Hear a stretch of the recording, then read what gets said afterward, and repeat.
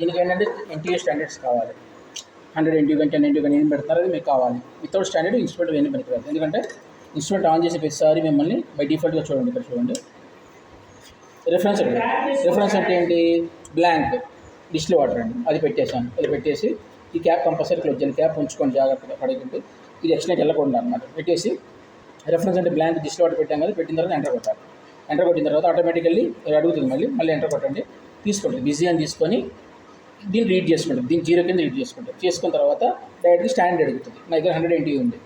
Okay, యాక్చువల్గా standard తయారు చేసుకోవాలి మీరు. 100 10 మీ ఇష్టం. అంటే మీ శాంపిల్స్ రేంజ్ని బట్టి, ఇప్పుడు సపోజ్ మీ శాంపిల్స్ రేంజ్ అంతా 10 బిలో ఉంటే 10 క్యాలిక్యులేషన్ చేసుకుంటారు, లేదా 10కి అబోవ్ ఉంటే 100 క్యాలిక్యులేట్ చేస్తాం, మీ ఇష్టం.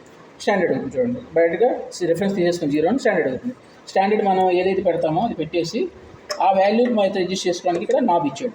ఎట్లాగంటే అది స్టాండర్డ్కి వెళ్ళాం కదా, ఇందాక రిఫరెన్స్ ఎలాగైతే రిఫరెన్స్ పెట్టి ఎంటర్ కొట్టామో, స్టాండర్డ్ అడిగినప్పుడు స్టాండర్డ్ పెట్టేసి ఎంటర్ కొట్టాలి.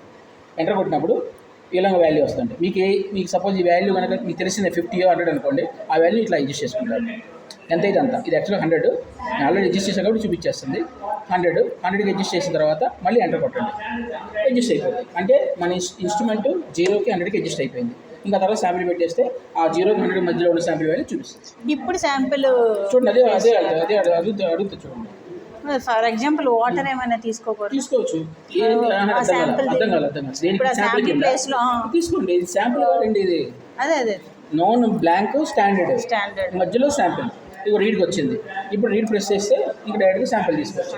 100 చూపిస్తుంది. ఇది తీసేసాను. ఇప్పుడు ఇది 0 కదా, 0 చూపించాలి.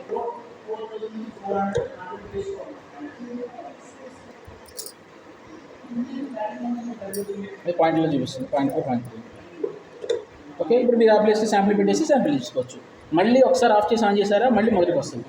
మళ్ళీ మీరు బ్లాంక్ ఆఫ్ చేయకుండా చూసుకోవాలి. మళ్ళీ ఆన్ చేశారంటే సేమ్ ప్రాసెస్. చూడండి, ఇప్పుడు మళ్ళీ 0 వచ్చేసింది కదా, అయిపోయింది. మళ్ళీ ఆఫ్ చేశారు, మళ్ళీ రేపు పొద్దున మళ్ళీ వెంటనే ఆన్ చేశారు, మళ్ళీ మొదటికి వస్తుంది, రిఫరెన్స్కి వస్తుంది. అప్పుడు మళ్ళీ ఈ రిఫరెన్స్ అంటే డిస్టిల్ వాటర్ ఇది రీడ్ చేసి మళ్ళీ ఆ తర్వాత స్టాండర్డ్ రీడ్ చేసి శాంపిల్ మళ్ళీ ఆఫ్ చేశారంటే మళ్ళీ మొదటికి వస్తుంది.